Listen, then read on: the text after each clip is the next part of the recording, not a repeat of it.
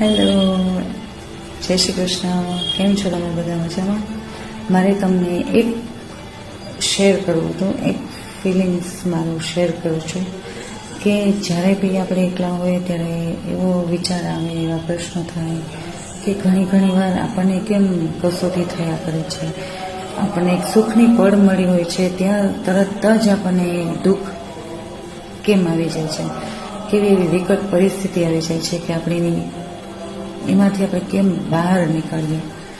તો હું એક જ વાત કહીશ કે શ્રી રામ ભગવાનને, ભગવાન જેવા શ્રી રામ ભગવાનને પણ રાજગાદી મળવાની હતી અને એને રાતોરાત 14 વર્ષનો વનવાસ થયો.